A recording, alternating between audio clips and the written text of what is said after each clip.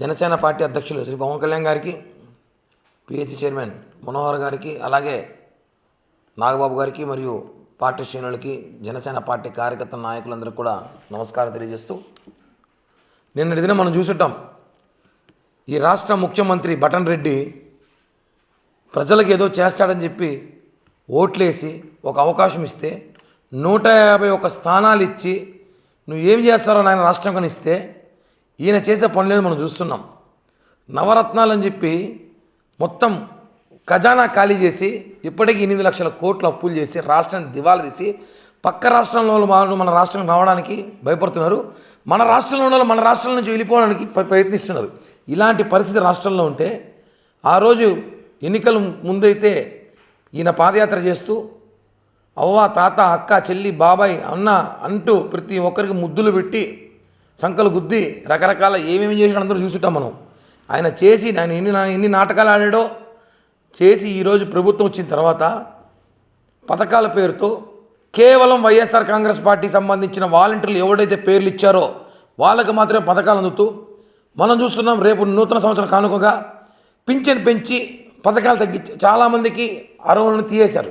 అంటే ఎవరైతే వైఎస్ఆర్ కాంగ్రెస్ పార్టీకి సంబంధించి వాలంటీర్ వ్యవస్థ పనిచేస్తుందో వాళ్ళకి మాత్రమే పథకాలు ఇవ్వాలని ఆలోచనతో ఈ ప్రభుత్వం పనిచేస్తూ ఉంది. ఇది కాకుండా ఇంకోది ఏదో రథసారథి అంటే ఇంటింటికి ఆయన ఏం చేస్తాడో తెలియదు, రథసారథులు ఏడ దూరుతారో తెలియదు. ఒకటే చెప్తున్నాం, ఈ రాష్ట్రంలో పరిపాలన ఉందా? రాష్ట్రంలో ఎలా ఉంది పరిస్థితులు? పోలీసు వ్యవస్థ మొత్తం నాశనం చేసి జగన్మోహన్ రెడ్డి ఈరోజు రాష్ట్రం నాశనం చేసింది కాకుండా అడిగితే కేసులు, భయభ్రాంతులకు గురి చేసి ప్రజలు ఈరోజు రాష్ట్రంలో తిరగలేని పరిస్థితికి వస్తే ఈ పరిపాలన పక్కన పెట్టి మొన్న ఒక ప్రతిపక్ష నాయకుడు జగన్ ఇంటికి అన్నాడు. మేము చెప్తున్నాం జగన్ ఇంటికి కాదు, జగన్ జైలుకి. రేపు అధికారంలో జనసేన పార్టీ రాబోతోంది. ఖచ్చితంగా జగన్ జైలుకి పోతున్నాడు.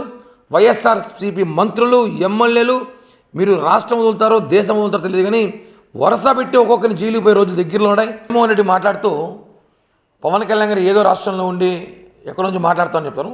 కానీ గుర్తుపెట్టుకోండి, మేమన్నా తెలుగు రాష్ట్రాల్లో ఉన్నాం. మీలాగా ఐవోరీ కోస్ట్లో జగన్మోహన్ రెడ్డి ఫిక్స్ అయిపోయి వెళ్ళిపోవడానికి మేమన్నా తెలుగు రాష్ట్రాల్లో ఉంటాం. ఏ రాష్ట్రం ఉండాలి ప్రజలు మమ్మల్ని నిర్ణయించారు. మీరు అక్కడ మీ రెడ్డి గారి దగ్గర ఇప్పటికే అక్కడికి కావాల్సిన ఏర్పాట్లు చేసుకొని అక్కడ మీరు ఐవోరీ కోస్ట్ ఉడాయించే ఆలోచనలో మీరున్నారు. ఎందుకంటే రేపు అధికారం దిగితేనే మీరు ఎవ్వరికి కనపడకుండా వెళ్ళిపోవాలని ప్రయత్నంలో ఉన్నారని చెప్పి కూడా సమాచారం ఉంది. కాబట్టి మీకు సంబంధించిన రెడ్డి గారు అక్కడ ఒక ప్యాలెస్ కూడా ఏర్పాటు చేస్తున్నారని చెప్పి సమాచారం ఉంది.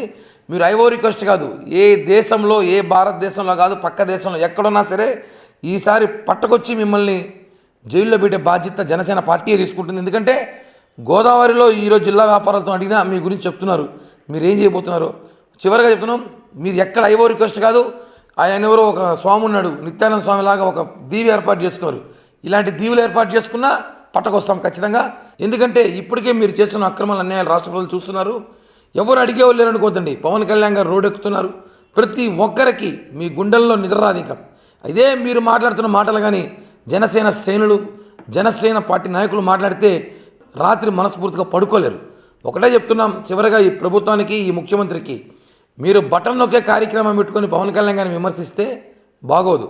మేము విమర్శిస్తే, మా స్థాయి దాటి విమర్శిస్తే మీరు తట్టుకోలేరు. కానీ మా పార్టీకి ఒక సిద్ధాంతం ఉంది, మా నాయకుడు మాకు కొన్ని నేర్పారు, అదే బాటలో పోతున్నాం. వైసీపీ నాయకులు, ముఖ్యమంత్రి సభతో కూడా చెప్తున్నాం, మమ్మల్ని రెచ్చగొడితే వార్నింగ్ ఇస్తున్నాం, మీరు ఎవరు కూడా ప్రశాంతంగా ఉండలేరు అని చెప్పి కూడా ఈ ప్రెస్ మీట్ ద్వారా తెలియజేస్తున్నాం. జై హింద్, జై జనసేన.